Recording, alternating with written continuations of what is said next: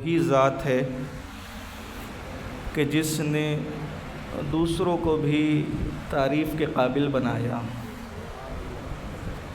صاحب عزت و جلال، صاحب عزت و کمال وہی واجب الوجود ہے، رب العزت ہے کہ جس نے اپنی مخلوقات کو بھی عزت عطا فرمائی۔ اور درود و سلام ان پاک و پاکیزہ ہستیوں پر، اللہم صل علی محمد وآل محمد وعجل فرجہم، کہ جن ہستیوں کو پروردگار عالم نے صاحبان عزت و شرف بنایا ہے۔ وہی ذات ہے جو عزت دینے والی ہے، وہی ذات ہے کہ جو اپنے نافرمان بندوں کو ذلیل کرنے والی ہے۔ عزیزان محترم،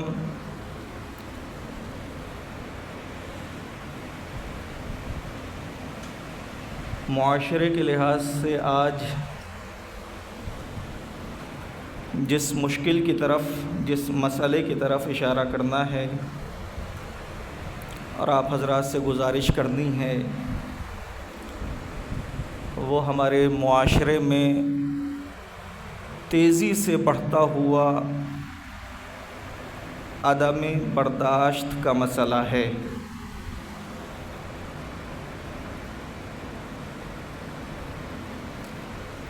بے صبری، عدم تحمل،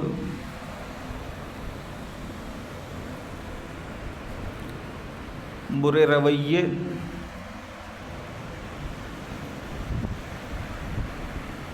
فوراً انتقام کی آگ بھڑک اٹھنا، یہ وہ مسئلہ ہے کہ جو اگرچہ انفرادی طور پر مختلف افراد کے اندر پایا جاتا ہے، لیکن اس کا اثر معاشرے پر ہوتا ہے۔ اور یہ عدم برداشت، یہ عدم تحمل، یہ انتقام جوئی، یہ برا رویہ، یہ نامناسب برتاؤ، یہ وہ چیزیں ہیں کہ جن کے اثرات مسلسل معاشرے میں پھیلتے چلے جاتے ہیں۔ یعنی کہنا میں یہ چاہ رہا ہوں کہ جب ہم کسی کے ساتھ کوئی نامناسب رویہ اختیار کرتے ہیں تو وہ نامناسب رویہ اختیار کرنا، جس کے ساتھ ہم ایسا رویہ اختیار کر رہے ہیں اس پہ جا کے ختم نہیں ہوتا، بلکہ میں نے فلاں صاحب کے ساتھ نامناسب رویہ اختیار کیا تو فلاں صاحب اس جھنجھلاہٹ میں اور اس دکھ میں کہ میرے ساتھ ایسا رویہ اختیار کیا گیا ہے، طبیعتاً کسی اور کے ساتھ ویسا ہی رویہ اختیار کرتے ہیں، اور پھر وہ جن کے ساتھ غلط رویہ اختیار کرتے ہیں وہ کسی تیسرے شخص کے ساتھ ویسا ہی رویہ اختیار کرتا ہے۔ چنانچہ کبھی کبھی کسی ایک فرد کے نامناسب رویے یا عدم برداشت یا شدت پسندی یا انتقام جوئی یا بے مروتی کی وجہ سے معاشرے میں یہ چیزیں بہت تیزی سے پھیلتی ہوئی نظر آتی ہیں۔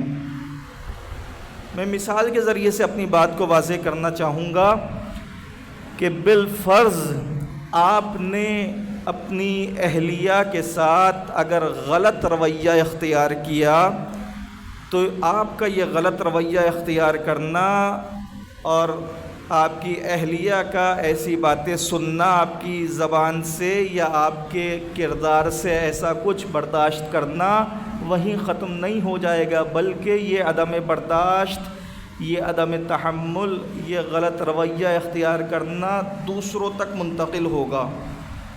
وہ دوسرے کون ہو سکتے ہیں؟ وہ دوسرے آپ کے ہی بچے بھی ہو سکتے ہیں، آپ کے ہی بہن بھائی بھی ہو سکتے ہیں، آپ کے ہی والدین بھی ہو سکتے ہیں، اور جب ان کے ساتھ ایسا غلط رویہ ہوگا تو پھر وہ لوگ جن کے ساتھ آپ کی اہلیہ، مثال کے طور پر ہو سکتا ہے کہ آپ کی اہلیہ یا آپ کے گھر میں جو خاتون موجود ہیں زوجہ محترمہ، وہ آپ سے برداشت میں بہت آگے ہوں، لیکن مثال کے طور پہ پیش کر رہا ہوں کہ اب جب انہوں نے عدم برداشت کا مظاہرہ کیا تو جن کے ساتھ عدم برداشت کا مظاہرہ کیا انہوں نے پھر کسی اور کے ساتھ عدم برداشت کا مظاہرہ کیا، تو آپ نے دیکھا کہ کس طریقے سے ہمارے رویے منتقل ہوتے ہیں ایک سے دوسرے تک، دوسرے سے تیسرے تک، کس طریقے سے ہمارا کردار، ہمارا رویہ، ہمارا برتاؤ، ہمارا سلوک دوسروں کو متاثر کرتا ہے۔ ایک اور مثال دیے دیتا ہوں، شاید پہلے بھی دی ہو یہ مثال، کہ کبھی کبھی ایسا ہوتا ہے انسان گھر سے ناراض ہو کے نکلتا ہے، گھر میں کوئی ایسی بات ہو گئی ناپسندیدہ بات، اور روڈ پہ آیا، غصے میں تھا، جھنجھلایا ہوا تھا، روڈ پہ آیا، بے صبری کا مظاہرہ کیا، عدم برداشت کا مظاہرہ کیا، کسی سے جھگڑ پڑا، تو آپ نے دیکھا کہ وہ ایک چھوٹا سا سلسلہ جو شروع ہوا تھا گھر سے، وہ روڈ پہ آ گیا، اور روڈ پہ آنے کے بعد کبھی کبھی ایسا ہوتا ہے کوئی بڑا ایکسیڈنٹ بھی ہو جاتا ہے، کوئی حادثہ ہو گیا بڑا، کیوں؟ انسان غصے میں تھا، طیش میں تھا، انسان کو اپنے اوپر قابو نہیں تھا، کوئی ایکسیڈنٹ ہو گیا، کوئی شخص اس حادثے ایکسیڈنٹ کا شکار ہو کر معذور ہو گیا، اب اس کے معذور ہونے کی وجہ سے ہو سکتا ہے یہ معذور زندگی بھر کے لیے ہو جائے، تو اس کی پوری فیملی متاثر ہو جائے۔ یہ میں اشارہ کر رہا ہوں اس مطلب کی طرف کہ ہمارا عدم برداشت کا مظاہرہ کرنا، ہمارا بے صبری کا مظاہرہ کرنا، ہمارا عدم تحمل کا مظاہرہ کرنا، ہمارا فوری طور پہ طیش میں آ جانا، بے صبری دکھانا، یہ دوسروں کی زندگی متاثر کرتا ہے، اور یہ متاثرین کا سلسلہ کافی آگے تک جاتا ہے۔ یہ جو معاشرے میں اس قسم کی کیفیت نظر آتی ہے، شدت پسندی، انتقام جوئی کا جذبہ، روڈوں پہ اکثر و بیشتر لڑتے ہوئے لوگ نظر آتے ہیں، معمولی سی غلطی ہوئی تھی، اس نے دوسری گاڑی چلانے والے نے بے خیالی میں غلط اوورٹیک کر دیا تھا، بے خیالی میں، وہ خود کسی الجھن کا شکار تھا، تو اب ایسے میں ہمارا اور آپ کا فریضہ کیا بنتا ہے کہ اس کے اس غلط اوورٹیک کے مقابلے میں جا کے ہم بھی غلط اوورٹیک کریں۔ کسی نے اپنے برے اخلاق کی وجہ سے ہی روڈ پہ گالی دے دی خدا نخواستہ، تو اب ہمیں کیا کرنا چاہیے؟ ہمیں اس سے بڑھ کے گالی دینی چاہیے؟ اچھا، یہاں بیٹھ کے جو ہے نا، میں بھی اور آپ بھی سب کہیں گے نہیں نہیں نہیں، ایسا نہیں ہونا چاہیے، برداشت کرنا چاہیے، تحمل سے کام لینا چاہیے، صبر کرنا چاہیے، ہاں، عفو و بخشش سے کام لینا چاہیے، لیکن جس وقت یہ سچویشن پیش آتی ہے نا، اس وقت انسان اپنے اوپر قابو پا لے، اپنے آپ کو کنٹرول کر لے، یہ ہے اس کی کامیابی، یہ ہے انسانیت۔ ورنہ جانوروں میں تو اگر ایک دوسرے سے الجھتے ہیں تو یہی کوشش رہتی ہے کہ دوسرے کو مغلوب کر دیں، انسان دوسرے کو اپنی طاقت اور عدم برداشت اور عدم تحمل کے ذریعے سے زیر نہیں کر سکتا، انسان دوسرے کو مغلوب کر سکتا ہے، زیر کر سکتا ہے اپنی خوش اخلاقی کے ذریعے سے، اپنے تحمل اور اپنے صبر کے ذریعے سے، بردباری کے ذریعے سے۔ ہاں، کبھی کبھی ایسا ہوتا ہے کہ بہت بڑے بڑے معاملات فقط ایک مرتبہ معاف کیجیے گا کہنے سے حل ہو جاتے ہیں، ایک مرتبہ سوری کر لینے سے حل ہو جاتے ہیں، ایک مرتبہ اپنی گاڑی کو بریک لگانے سے حل ہو جاتے ہیں۔ یعنی محترم، ہمارا معاشرہ وہ معاشرہ بن چکا ہے جس میں ہر موڑ پر، ہر جگہ، ہر معاملے میں ایک دوسرے سے الجھاؤ اور ٹکراؤ وجود میں آ رہا ہے۔ جبکہ پروردگار عالم قرآن مجید میں کیا ارشاد فرماتا ہے؟ سورہ نور کی آیت نمبر 22، بڑی عظیم آیت ہے، بڑے اس میں معنی پوشیدہ ہیں۔ دیکھیے، ایک طرف تو ہماری ہمیشہ خواہش یہ ہوتی ہے کہ پروردگار ہماری ہر غلطی سے، ہر خطا سے، ہر گناہ سے درگزر فرمائے، ہمیں عفو فرمائے، معاف فرمائے، ہمیں معافی مل جائے۔ ہاں، یہ ہے کہ ہم سے غلطیاں ہوتی ہیں، گناہ ہوتے ہیں، خطائیں ہوتی ہیں، لغزشیں ہو جاتی ہیں، لیکن جب بھی احساس ہوتا ہے تو یہ ہوتا ہے پروردگار ہمیں معاف فرمائے۔ یہ اللہ سے معافی کے طلبگار ہم اپنے لیے تو ہیں، لیکن اپنے ہی جیسے دوسرے انسان کو معاف کرنے کے لیے تیار نہیں ہیں۔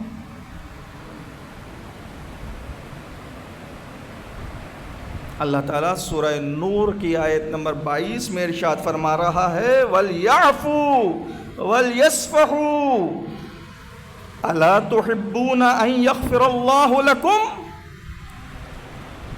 اور معاف کر دو اور آنکھیں بند کر لو، صرف نظر کر لو۔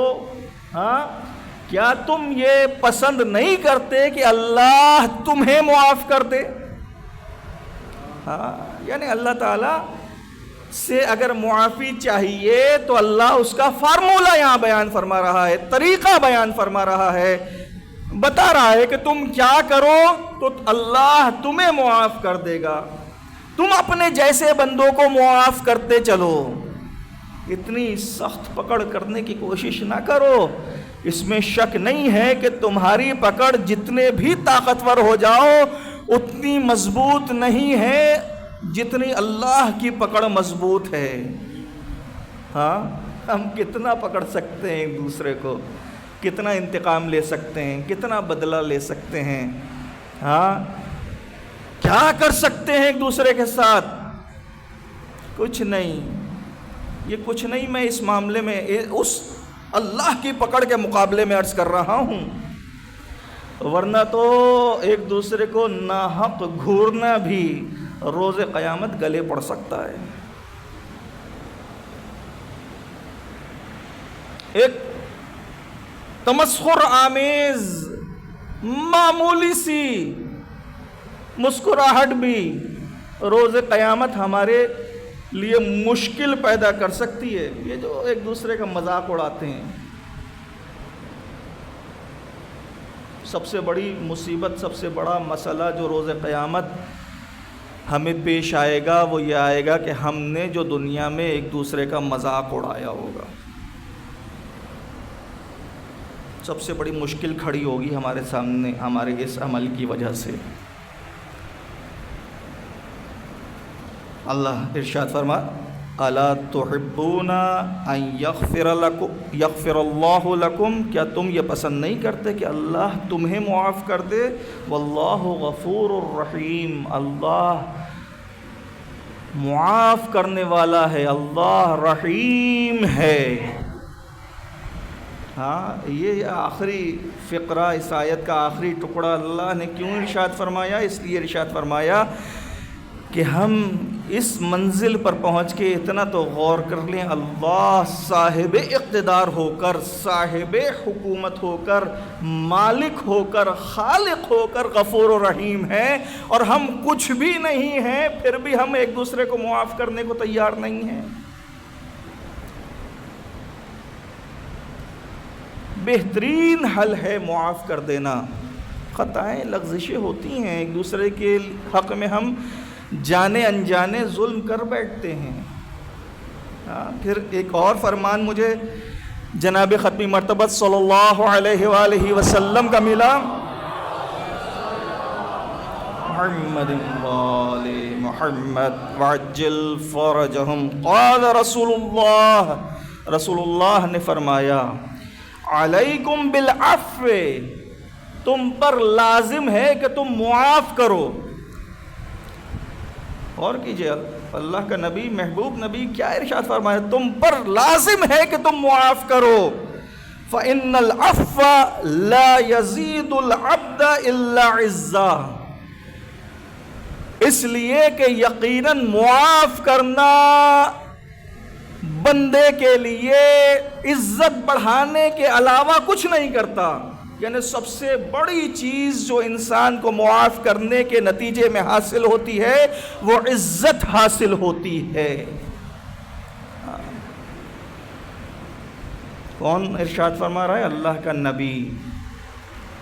کیا یہ ممکن ہے کہ اللہ کا محبوب نبی جو معصوم ہے، جو سرور انبیاء ہے، جو خاتم المرسلین ہے، وہ یہاں پر غلط بیانی کر رہے ہوں؟ نعوذ باللہ، ممکن نہیں ہے، ناقابل تصور ہے. یقین کی کیفیت رکھنی چاہیے مومن کو فرمانے رسالت مآب پر. اگر عزت چاہتے ہو دوسروں کو معاف کرو، ہاں، کیونکہ بندے کے لیے عزت میں اضافہ ہوتا ہے. معاف کرنے سے سب سے بڑی عظیم چیز حاصل ہوتی ہے، وہ عزت حاصل ہوتی ہے. فَتَعَافُوا يُعِزَّكُمُ اللَّهُ، بس معاف کرو تاکہ اللہ تمہاری عزت بڑھائے. عزیزان محترم، یہ ایک مسئلہ جس کی طرف اشارہ کرنا تھا، اور چونکہ مجھے تکبیرۃ الاحرام آج انشاءاللہ ٹھیک 1:30 بجے کہنی ہے، تو دوسرے مسئلے کی طرف آتے ہیں.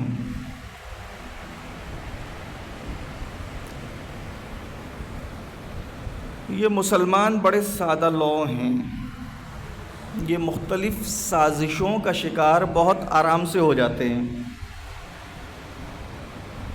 یہ ہندوستان اور پاکستان کے درمیان اس وقت ڈرامائی جنگی صورتحال.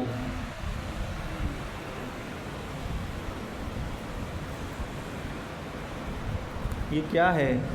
کچھ سمجھ میں آ رہا ہے مسلمانوں کو؟ اچھا، مسلمان اتنی مستی کا شکار ہیں، پاکستانی بالخصوص ایسے مست ہو چکے ہیں کہ اب تو یعنی بجائے اس کے کہ دعا کریں، بجائے اس کے کہ اچھی اچھی باتیں کریں، اب تو میمز بنائے جا رہے ہیں.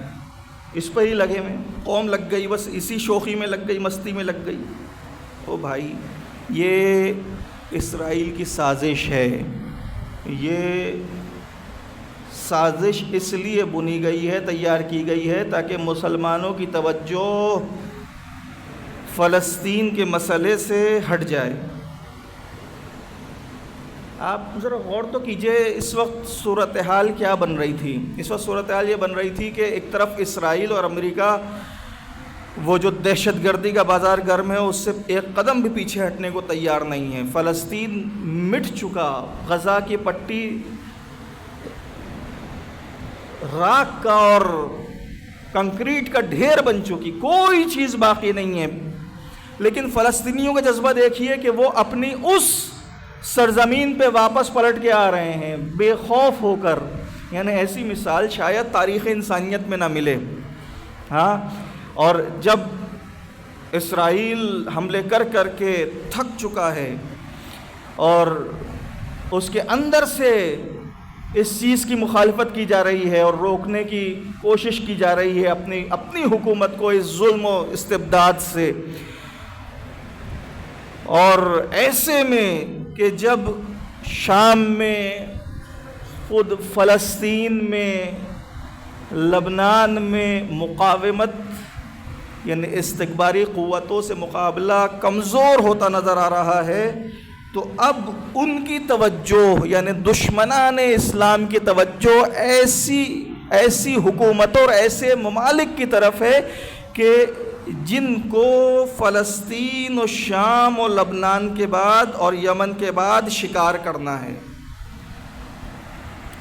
کیا اگر یہ تصور کیا جا رہا ہے کہ جی فلسطین میں غزہ کی پٹی پر اسرائیل بمباری کر کے اور اس کو ختم کر کے معاملہ یہیں ختم ہو جانا ہے، تو یہ غلط فہمی ہے. اب مغربی طاقتوں اور استکبار کی نگاہیں دیگر اسلامی مملکتوں پر ہیں، ممالک پر ہیں.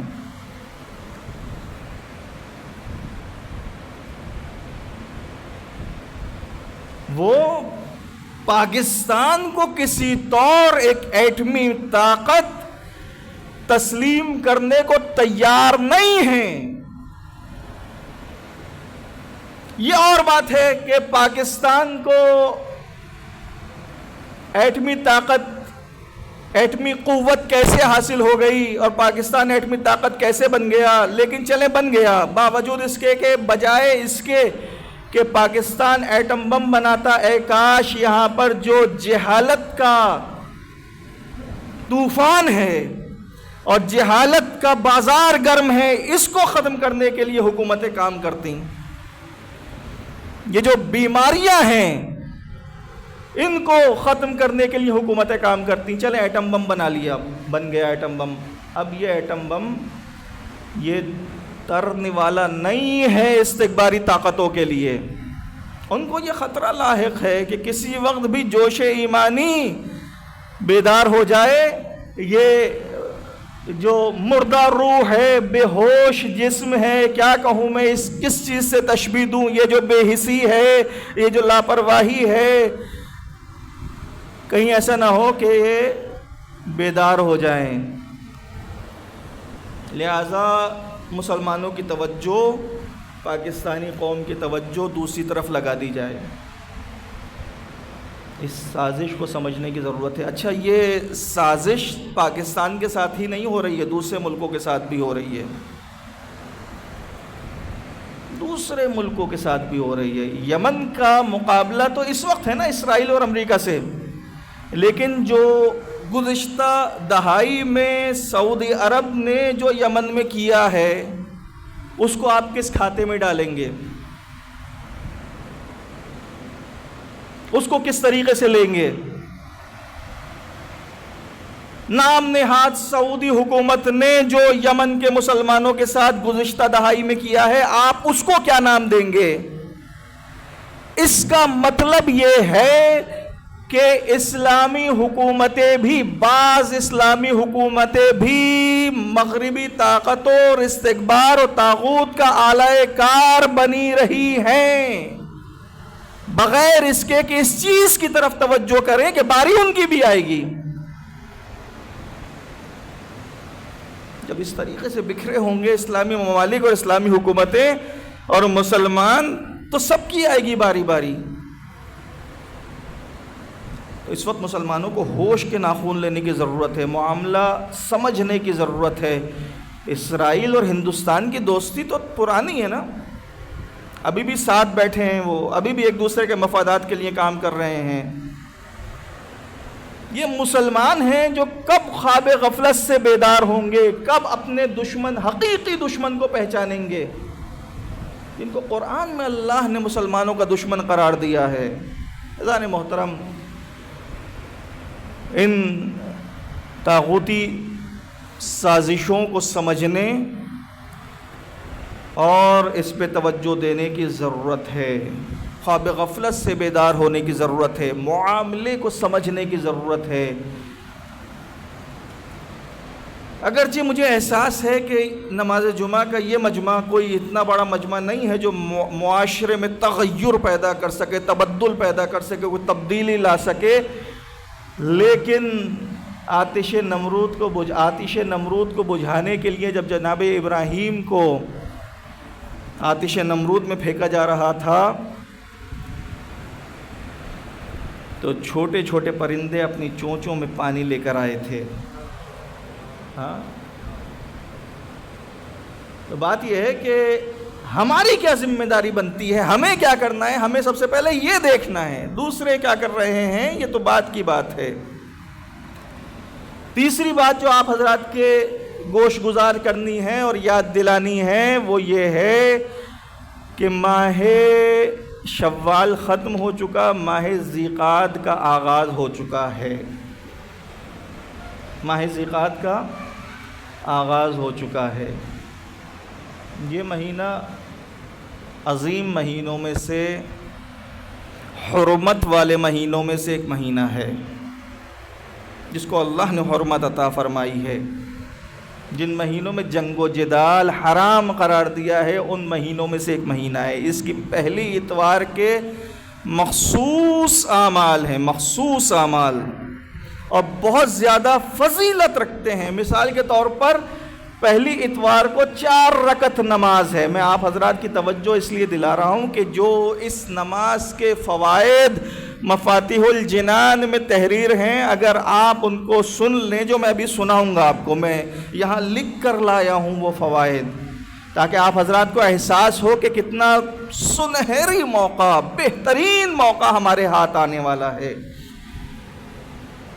ماہ ذی-القعدہ کی پہلی اتوار 4 رکعت نماز، سب سے پہلے غسل کرنا ہے، 4 رکعت نماز پڑھنی ہے، 2 رکعت کر کے۔ ہر رکعت میں سورہ حمد کے بعد 3 مرتبہ سورہ اخلاص یعنی سورہ توحید، اور پھر اس کے بعد 1 مرتبہ سورہ فلق اور 1 مرتبہ سورہ ناس ہر رکعت میں۔ سورہ حمد 3 مرتبہ سورہ توحید، 1 مرتبہ سورہ فلق، 1 مرتبہ سورہ ناس پڑھنی ہے نماز تمام کرنے کے بعد، یعنی 2 رکعت نماز پڑھیں گے۔ جتنی مستحب نمازیں ہیں سب 2 رکعت ہیں، جتنی مستحب نمازیں ہیں ہر رکعت میں یہ کرنا ہے۔ کل 4 رکعتیں پڑھنی ہیں، یعنی 2 رکعت کی 2 نمازیں پڑھنی ہیں۔ یہ 4 رکعت نماز ختم کرنے کے بعد 70 مرتبہ استغفار کرنا ہے۔ 70 مرتبہ استغفار کرنے کے بعد ایک مختصر دعا ہے جو لا حول ولا قوت الا باللہ العلی العظیم سے شروع ہوتی ہے، چند سطور کی دعا ہے، مختصر دعا، مفاتیح الجنان میں تحریر ہے، اور اب تو اینڈرائیڈ موبائل پہ اپلیکیشنز مفاتیح الجنان کی موجود ہیں، اس میں آپ یہ دعا دیکھ کے آرام سے پڑھ سکتے ہیں۔ اتنی موٹی 1000 صفحوں کی مفاتیح الجنان ہاتھ میں لینے کی ضرورت بھی نہیں ہے۔ اب ذرا فوائد سنیے، فائدے کیا ہیں۔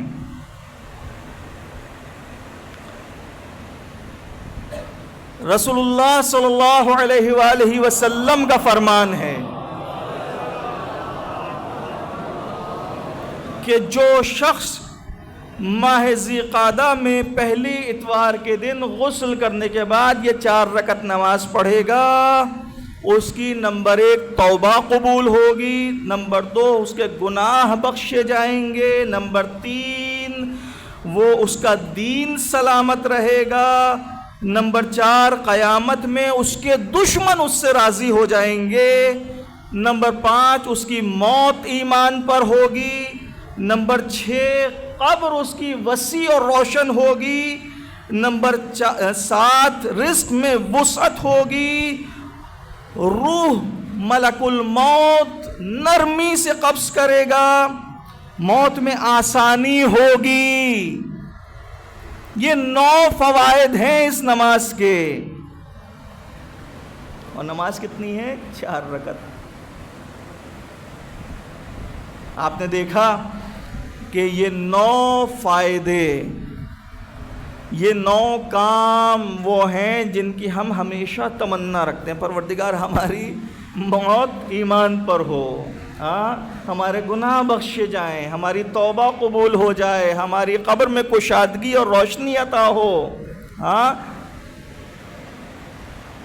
کتنی عظیم چیزیں ہیں، دین سلامت رہے، والدین راضی ہوں، والدین اور اولاد کی مغفرت ہوگی۔ یہ فائدے ہیں اس نماز کے، اس عبادت کے۔ عزیزان محترم، ہماری توجہ دنیا کے سارے کاموں کی طرف تو ہے،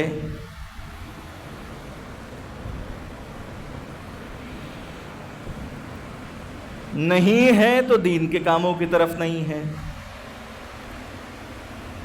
ہماری توجہ سارے نقد فوائد کی طرف تو ہے، نہیں ہے تو وہ فائدے جو مستقبل میں ہمیں حاصل ہونے والے ہیں ان کی طرف نہیں ہے۔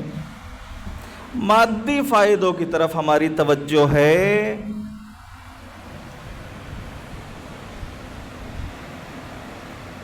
معنوی فائدوں کی طرف ہماری توجہ نہیں ہے۔ ایسا کیوں ہے؟ ایسا اس لیے ہے کہ ہم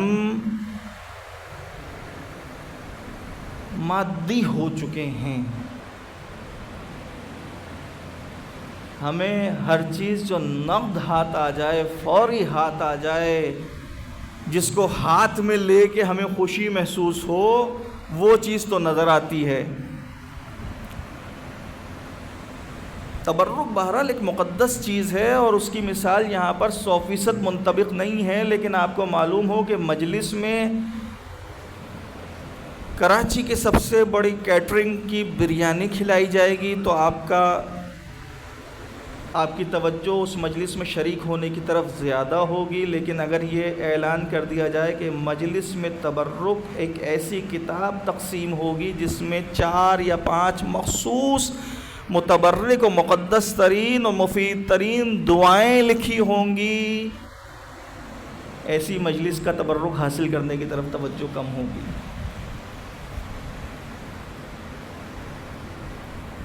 اللہ تعالی ہماری ہدایت فرمائے. اللہ تعالی ہمیں 2 بہتر چیزوں میں بہترین کو منتخب کرنے کی توفیق عطا فرمائے.